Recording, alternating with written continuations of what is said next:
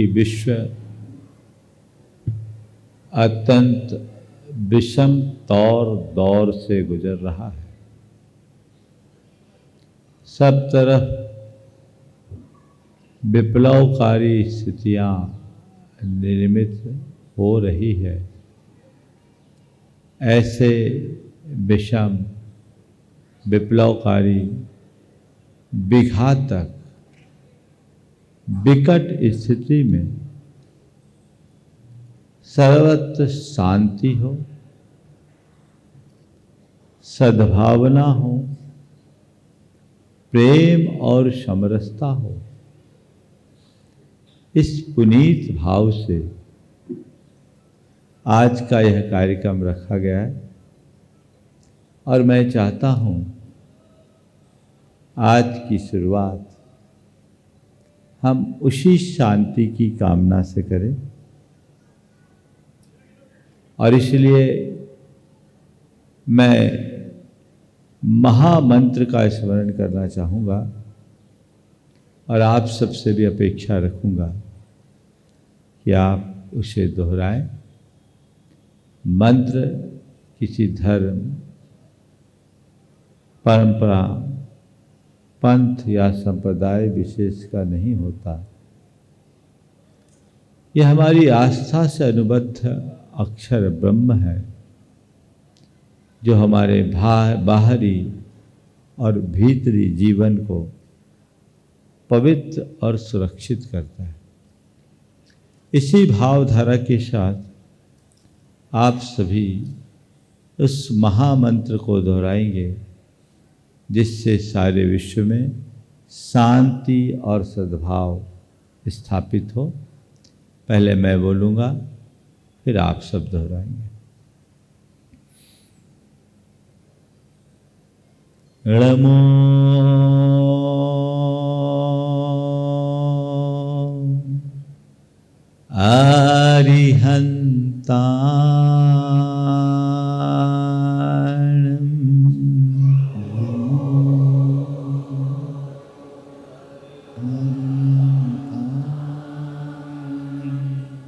नमो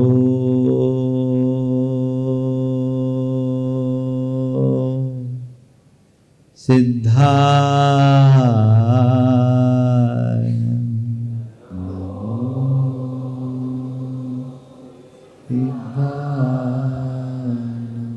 नमो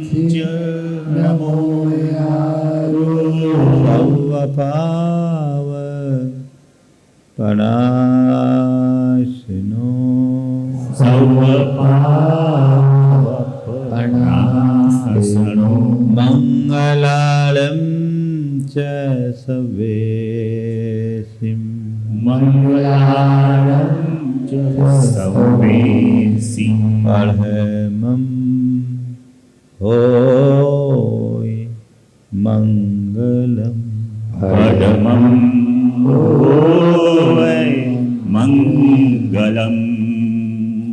जय बोलो अहिंसा परमो धर्म की जय।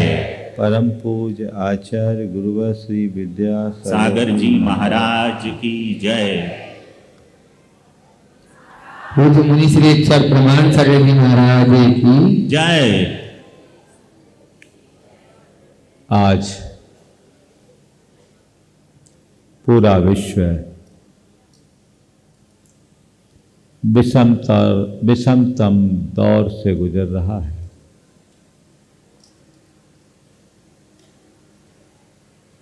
विघटनकारी शक्तियों ने पूरे स्वरूप को विद्रूप कर दिया है। युद्ध की विभीषिका, उसकी कल्पना मात्र से हम सबका मन सिहर उठता है।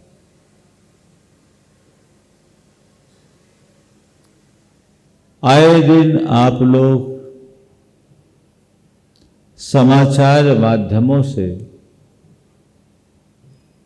इन बातों से अवगत होते रहते हैं। परसों के दिन राजीव जी शर्मा जब मेरे पास आए, युद्ध की स्थिति पर चर्चा हुई, जानकारी मिली कि यदि यही स्थिति बनी रहे तो पूरा विश्व तीसरे विश्व युद्ध की ओर मुड़ सकता है। जैसे मैंने सुना, तीसरे विश्व युद्ध की भयावहता की कल्पना से मैं भीतर से कांप उठा। विगत 2 विश्व युद्धों को हमने देखा नहीं, लेकिन उसके बारे में पढ़ा और सुना। लेकिन उस समय के युद्ध में और आज के युद्ध में बड़ा अंतर आ गया। अब तो कहीं से कहीं भी कुछ भी किया जा सकता है। अब तो सारा खेल कंप्यूटर पर बैठकर कुछ भी किया जा सकता है। युद्ध सदैव भयावह होते हैं, उसके परिणाम विकराल होते हैं। युद्ध से आज तक किसी समस्या का हल नहीं निकला, बल्कि युद्ध खुद में एक बड़ी समस्या है। लेकिन पिछले दौर में हमारे पास उतने विघातक साधन नहीं थे। आज तो पूरी पृथ्वी को लाखों बार नष्ट कर देने की शक्ति लोगों ने विकसित कर ली है। आणविक अस्त्र की भरमार है। ऐसे समय में यदि थोड़ा भी किसी के मन में फितूर आ जाए, अनियंत्रण हो जाए, तो सर्वनाश होगा। मैं उस कल्पना से हिल गया और मेरे मन में आया, इसके लिए हमें कुछ उपाय करना चाहिए। दूर बैठ करके भी यदि हम हृदय से भरकर प्रार्थना करें तो कुछ परिवर्तन आ सकता है।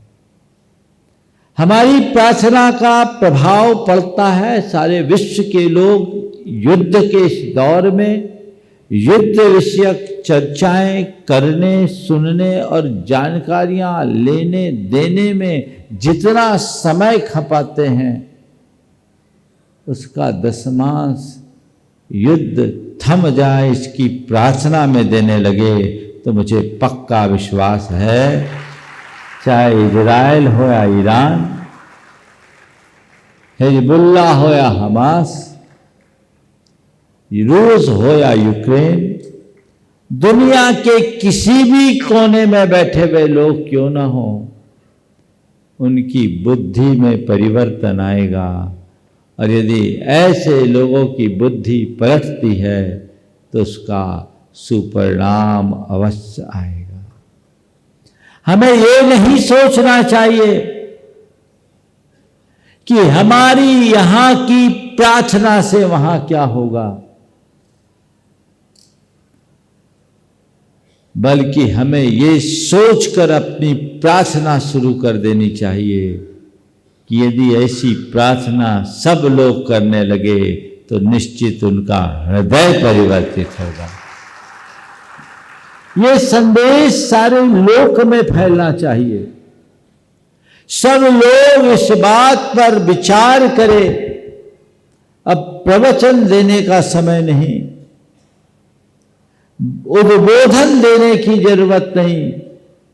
अब तो लोगों को उद्वेलित होकर विश्व शांति की प्रबल कामना करने की जरूरत है।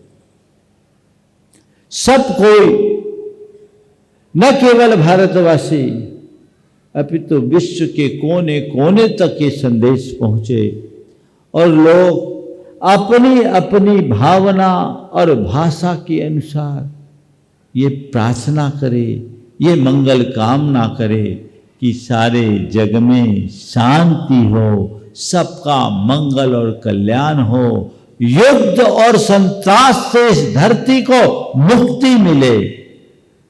ये प्रार्थना करनी चाहिए। मैंने जब ये बात कही तो राजीव शर्मा जी ने कहा, महाराज एक ऐसा आयोजन रख लिया जाए। बात परसों की ही थी, शाम की, और एक दिन की सूचना में आज सब समाजों के, सब पंथों और धर्मों के लोग यहाँ एकत्रित हुए हैं। मैं समझता हूँ यह कार्य एक दिन के कार्यक्रम से पूरा नहीं होगा। इसे समायोजित करने के पीछे केवल एक ही भावना रही कि लोग इससे प्रेरणा पाए और एक ऐसी सार्थक पहल करे, ऐसी सार्थक पहल करे कि सब लोग ये कार्य करना शुरू करें और दुनिया में शांति के संदेश गूंजने लगे। शांति के संदेश गूंजेंगे तो मिसाइलों की आवाज थमेगी, तभी थमेगी। ये संदेश हमें अनुगूंजित करना है। आज विश्व में 4 बातों को प्रसारित करने की आवश्यकता है। सहअस्तित्व, संवेदनशीलता, सहिष्णुता और समरसता। इन 4 की पूरे विश्व को जरूरत है। और इसमें पहली बात आ जाए तो सब आ जाएगी। भारत की संस्कृति सहअस्तित्व मूलक संस्कृति रही है। भारत ने सारे संसार को एक परिवार की तरह देखने का संदेश दिया। भारत की संस्कृति ऐसी संस्कृति है जिसमें कहा गया आत्मवत् सर्वभूतेषु। सारे प्राणियों को अपने समान जानो, अपने तरह औरों के अस्तित्व को समझना ही सच्चे अर्थों में सहअस्तित्व की भावना को जगाना है। भगवान महावीर कहते हैं, आया तुला पयासु, सब प्राणियों को अपने समान देखो। जैसे तुम्हारी आत्मा वैसी संसार के अन्य प्राणियों की भी आत्मा है। जैसे तुम जीना चाहते हो वैसे संसार के अन्य प्राणी भी जीना चाहते। जैसे तुम्हें सुख प्रिय है वैसे संसार के अन्य प्राणियों को भी सुख प्रिय है। जैसे तुम मरना नहीं चाहते वैसे संसार के अन्य प्राणी भी मरना नहीं चाहते। जैसे तुम्हें दुख प्रिय नहीं है वैसे संसार के अन्य प्राणियों को भी दुख प्रिय नहीं है। जैसे तुम अनुकूलता चाहते हो वैसे संसार के अन्य प्राणी भी अनुकूलता चाहते हैं। जैसे तुम प्रतिकूलता से बचना चाहते हो संसार के अन्य प्राणी भी प्रतिकूलता से बचना चाहते हैं। तुम जीना चाहते हो तो सब जीना चाहते हैं। जैसे तुम हो वैसे ही सब है, इसलिए तुम्हारा कर्तव्य है जियो और जीने दो। Live and let live. ये संदेश सारे संसार में अनुगुंजित होना चाहिए। यही मानवता का मूल मंत्र है। भले हम किसी भी धर्म, किसी भी मजहब, किसी भी पंथ, किसी भी परंपरा में आस्थावान रहें, लेकिन ये सत्य तो चिरंतन सत्य है कि हम आप सबके भीतर वही आत्मा है और हम उस आत्मा को पहचाने। शब्द चाहे उसे कुछ भी कह दें, लेकिन हमारी ये जिम्मेदारी है, हमारा ये कर्तव्य है, हमारा ये दायित्व है और ये हमारा धर्म है कि हम खुद जिएं और औरों को जीने दें। अपने समान औरों के अस्तित्व को स्वीकार करें। ये यदि हम स्वीकार भाव जगा ले, अस्तित्व की भावना हमारे अंतरंग में जग गई, तो संवेदनशीलता अपने आप विकसित होगी। यही सर्वभूतात्म भावना है, यही आत्मोपम्य दृष्टि की उदात्त दृष्टि है, जिसे हमारे शास्त्रों में, ग्रंथों में, वेदों में और पुराणों में, आगमों में बताया गया है। उसे हमें अपनाने की जरूरत है। जिस दिन हम इस अस्तित्व की भावना को साकार कर लेंगे, उसी पल संवेदनशीलता विकसित होगी।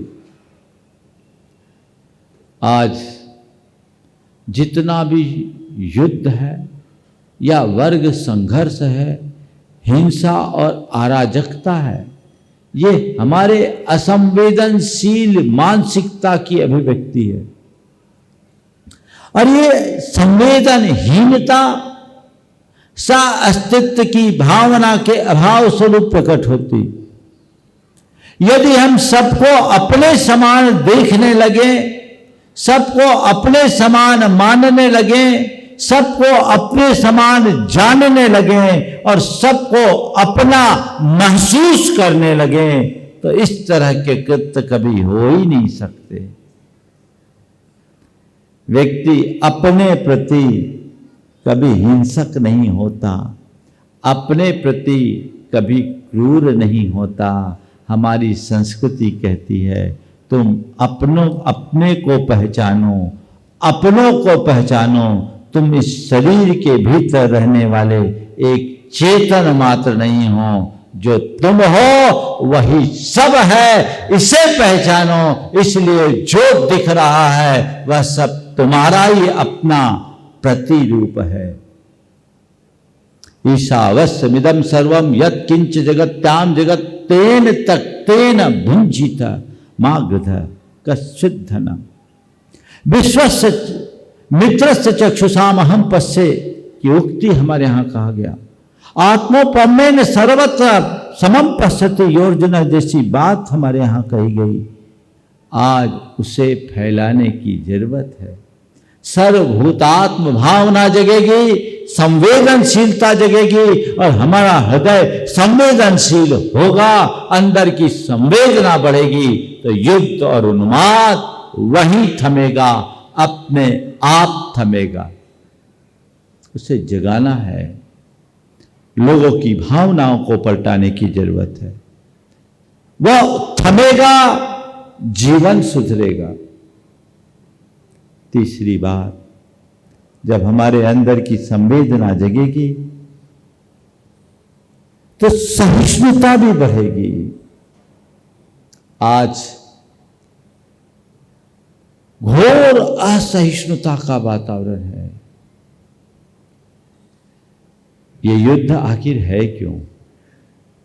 अगर पारस्परिक विचारों में समन्वय होता, वैचारिक सहिष्णुता का भाव जगता, तो युद्ध होता क्यों? हमारा अहंकार हमें असहिष्णु बनाता है, एक दूसरे से एक दूसरे को अलग कर देता है। और जहां असहिष्णुता बढ़ती है वहां संघर्ष बढ़ता है, वहां घृणा बढ़ती है, वहां नफरत उत्पन्न होता है, वहां विद्वेष जन्मता है। और उसकी जगह यदि सहिष्णुता उद्घाटित हो गई तो प्रेम, आत्मीयता, सद्भाव और समरसता जैसे तत्व अपने आप प्रकट होने लगते हैं। हमें पूरे समाज में, संपूर्ण मानव जाति के भीतर ऐसी सहिष्णुता को उद्घाटित करने की जरूरत है कि भैया, भले तुम्हारा धर्म अलग है, भले तुम्हारा पंथ अलग है, भले तुम्हारा मजहब अलग है, भले तुम्हारा संप्रदाय अलग है, पर ध्यान रखना तुम्हारे भीतर की आत्मा सबकी एक है। लोगों को थोड़ा समझना चाहिए कि आज यदि किसी व्यक्ति को रक्त की जरूरत है और किसी को किसी के खून की आवश्यकता हो, तो खून लेते देते समय उसकी जाति नहीं देखी जाती, केवल उसका ग्रुप चेक किया जाता है कि इसका ग्रुप उसके साथ मैच करने योग्य है या नहीं। जाति को कोई नहीं देखता, देखता है क्या? धर्म को कोई नहीं देखता, देखता है क्या? संप्रदाय को कोई नहीं देखता, देखता है क्या? इन सब को हटाकर केवल ग्रुप को देखा जाता है और वह खून इंसान के काम में आ जाता है। बस मैं भी यही कहना चाहता हूं, बाकी सब बातों को भुलाकर एक ही ग्रुप को लोग पहचान ले, वह ग्रुप है मानवता का। यदि इसे आत्मसात कर ले तो समरसता अपने आप विकसित होगी।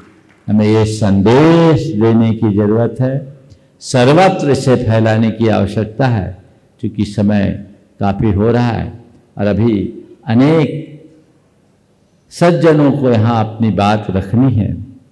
और वो इसलिए भी रखनी है कि यहाँ बात रखनी नहीं, यहाँ से बात शुरू करनी है। ये बात सब जगह फैले, सभी अपनाएं, सर्वत्र शांति के संदेश अनुगुंजित हो। और मैं आज इस मंच से पूरे देश के और दुनिया के लोगों को संदेश देना चाहता हूँ, प्रतिदिन आप सुबह उठने के बाद एक समय निश्चित कर ले और उस समय एक प्रार्थना करे, भले वो 5 मिनट का समय हो। प्रभु, विश्व में शांति हो, जगत में शांति हो, ये युद्ध थमे, ये उन्माद थमे, ये हिंसा का दौर समाप्त हो, ये आतंक का अंत हो। ये भाव यदि लोग करने लगे तो मुझे पूरा विश्वास है सब कुछ परिवर्तित होगा और एक परिवर्तन की नई बयार होगी, सर्वत्र शांति की अलख जगेगी। हमें ऐसा प्रयास करना चाहिए। और मैं आप सबसे कहता हूं, युद्ध की चिंता को भूल जाओ और युद्ध की चर्चा को विराम दो। एक बड़ी विडंबना दिखती है, लोग शांति की बातें तो करते पर चर्चा युद्ध की करते। ये नेगेटिव है। युद्ध की चर्चा करने से भी युद्ध बढ़ेगा, घटेगा नहीं। शांति की बात करोगे तभी शांति का साम्राज्य स्थापित होगा।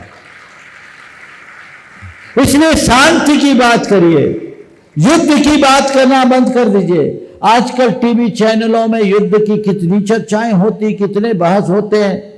सब खबरिया चैनल, राजीव जी कितनी तरह की बातें बैठाते हैं, अलग अलग ग्रुप बैठ जाते, पैनल बैठ जाते, ये चर्चाएं करते, उन तक ये भी पहुंचाओ भैया इन चर्चाओं में तुम्हारी टीआरपी बढ़ेगी, शांति नहीं होगी। इन सब की शुरुआत पहले शांति की मंगल कामना से करो तो जीवन का उद्धार हो।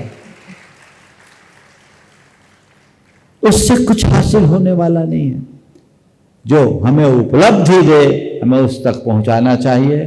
तो मैं इसी मंगल कामना के साथ सारे जगत का मंगल हो, सबका कल्याण हो, सर्वत्र सुख और शांति उस भाव से मैं एक मंत्र जगत की शांति के लिए आप सबके बीच रख रहा हूं। और आप सब जिनकी इस मंत्र में आस्था है उनसे मैं कहूँगा कि इस मंत्र की तब तक आराधना करें जब तक युद्ध शांत ना हो। कोविड के दौर में मैंने नियमित ये जाप कराया है अपने प्रवचनों में, आज फिर से वही जाप कराता हूँ। आप दोहराएंगे और उसके बाद अन्य संतजन और सत्पुरुष जो यहाँ आए हैं वे भी अपने उद्गार व्यक्त करेंगे। जब तक पूरा कार्यक्रम न हो आप लोग अपना स्थान नहीं छोड़ेंगे, ये आपकी जिम्मेदारी है। इस सद्भावना की सभा में आप सबको पूरी भागीदारी देना है। मैं 3 बार उस मंत्र को आज दोहरा रहा हूं, आप सब दोहराएंगे और ये क्रम आज से निरंतर जारी होगा। ओम ह्रीं जगत शांति कराय श्री शांतिनाथाय नमः। सर्वोपद्रव शांतिं कुरु कुरु स्वाहा। ओम जगत शांति कराय श्री शांतिनाथाय नमः। सर्वोपद्रव शांतिं कुरु कुरु स्वाहा। ओम ह्रीं जगत शांति कराय श्री शांतिनाथाय नमः। सर्वोपद्रव शांतिं कुरु कुरु स्वाहा। ओम ह्रीं जगत शांति कराय श्री शांतिनाथाय नमः। सर्वोपद्रव शांतिं कुरु कुरु स्वाहा। ओम ह्रीं जगत शांति कराय श्री शांतिनाथाय नमः। सर्वोपद्रव शांतिं कुरु कुरु स्वाहा। ओम ह्रीं जगत शांति कराय श्री शांतिनाथाय नमः। सर्वोपद्रव शांतिं कुरु कुरु। ओम शांति।